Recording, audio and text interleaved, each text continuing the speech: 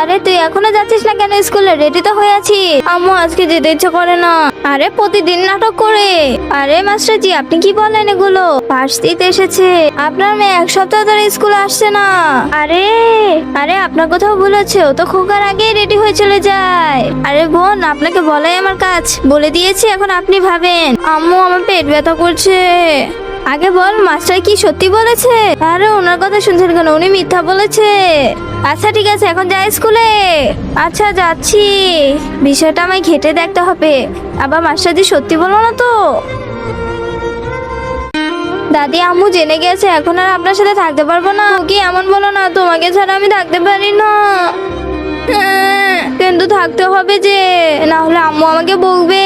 এরপর কি হলো সেটা দেখার আগে নিচে সাবস্ক্রাইব বাটনটি কেউ যদি সাবস্ক্রাইব করে তাহলে তার মা বাবা চিরকাল বেঁচে থাকবে।